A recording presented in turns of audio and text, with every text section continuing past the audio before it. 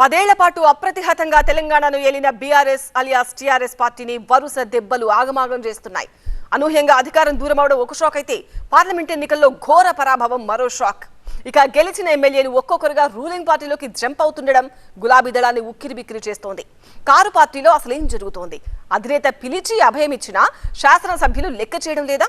తాజాగా చేవెళ్ల ఎమ్మెల్యే హస్తం గూటికి చేరడంతో మరోసారి ఈ అంశం చర్చకు దారితీసింది. అయితే ఫిరాయింపులపై ఫికర్ లేదంటున్నారు గులాబీ దళపతి.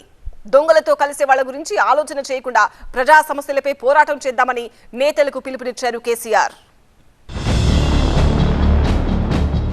గులాబీ సేనకు ఫిరాయింపుల గుబులు. అలా అధినేత పిలిచి మాట్లాడారు. ఇలా మరో ఎమ్మెల్యే చేతికి చిక్కేశారు. ఎమ్మెల్యేల్ని బీఆర్ఎస్ అధిష్టానం ఆపలేకపోతోందా? కాంగ్రెస్ లో చేరిన చేవెళ్ల ఎమ్మెల్యే కాలే యాదయ్య వరుస ఓటములతో డీలా పడిన బీఆర్ఎస్ పార్టీని వరుస షాకులు ఉక్కిరిబిక్కిరి చేస్తున్నాయి.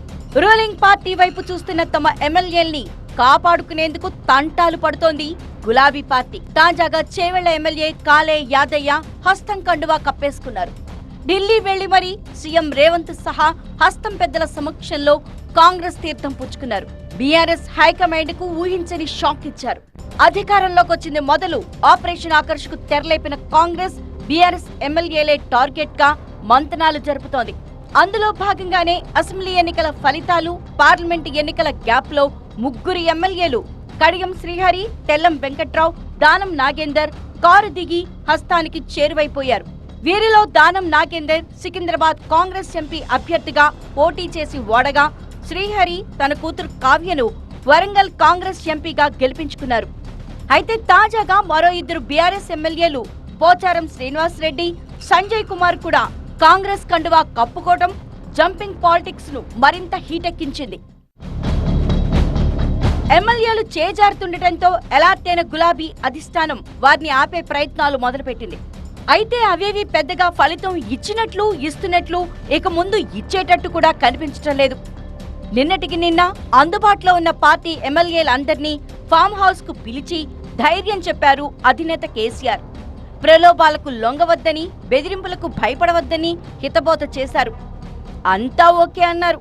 సరే సారంటూ తలూపొచ్చారు. Just single day gap scene cut చేస్తే సార్ని కలిసొచ్చిన చేవెళ్ల బీఆర్ఎస్ ఎమ్మెల్యే కాలే యాదయ్య ఢిల్లీలో ప్రత్యక్షమయ్యారు. సీఎం రేవంత్ సార్ ఆధ్వర్యంలో హస్తం పెద్దల సమక్షంలో దర్జాగా హస్తం కండువా వేసేసుకున్నారు.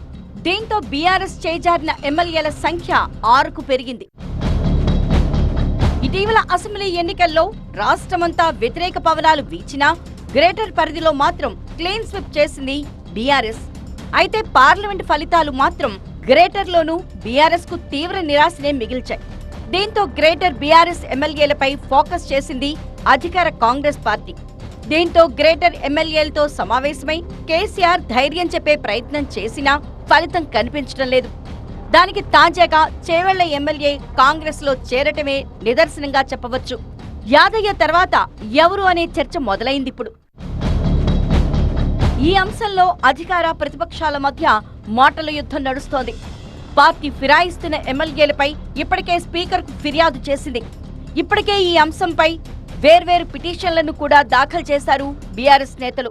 వాళ్ళ స్వంత వనరుల కోసం వాళ్ళ స్వంత డబ్బులు సంపాదించబోతున్నారు తప్ప ఎవరు కూడా నిజంగా ప్రజలకు ఏదో చేద్దామని ఎవరు పోవట్లేదు. ఎందుకంటే కాంగ్రెస్ పార్టీ గత 6 నెలల్లో ఏం చేసిందో అందరికీ కూడా తెలుసు. గత 6 నెలల్లో ఆల్రెడీ కాంగ్రెస్ పెద్ద ఫ్లాప్ అని చెప్పి, గవర్నమెంట్ ఫ్లాప్ అని చెప్పేసి అందరికీ కూడా తెలుసు.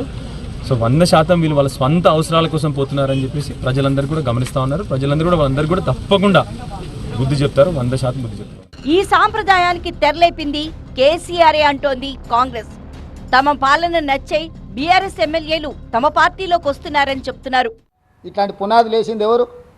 మేమా? 61 మంది ఎమ్మెల్యేలను, ఎమ్మెల్సీలను, ఎంపీలను తీసుకున్నాడు. ఫస్ట్ తెలంగాణ అమరవీరుల స్తూపం దగ్గరకు వచ్చి ముక్కు 3 ఇంచులు అరిగేటట్టు నేలకు రాయాలి, అమరవీరుల స్తూపం ముందర చేసిన తప్పులకు క్షమించమని. రెండవది, మా ప్రభుత్వం వచ్చిన నెల తిరగకముందే ఈ ప్రభుత్వం పడిపోతుంది, 100 రోజులు కూడా ఈ ప్రభుత్వం మనుగడ సాగించదని చెప్పి కేసీఆర్, కేటీఆర్, హరీషే కదా అన్నది. దానికి వంతబాడింది బీజేపీ కదా. అసెంబ్లీ ఎన్నికల్లో 39 స్థానాలు గెలిచిన బీఆర్ఎస్ కు కంటోన్మెంట్ ఉప ఎన్నిక ఓటమి తర్వాత ఆ సంఖ్య 38కి తగ్గింది. 6 ఎమ్మెల్యేలు పార్టీ మారడంతో ప్రస్తుతం ఆ సంఖ్య 32కు చేరుకుంది. ఈ జంపింగ్స్ ఇప్పటితో ఆగవని, గేట్లు తెరిచే ఉన్నాయని అధికార పార్టీ చేస్తున్న ప్రకటనలతో అర్థమవుతోంది. మరి ఈ ఆపరేషన్ ఆకర్ష్ ఇలాగే కొనసాగితే బీఆర్ఎస్ ఎల్పీ త్వరలోనే కాంగ్రెస్ లో విలీనం కాక తప్పదనే అభిప్రాయమూ వ్యక్తమవుతోంది. మరి ఈ విపత్కర పరిస్థితులను బీఆర్ఎస్ ఎలా ఎదుర్కొంటుందో చూడాలి.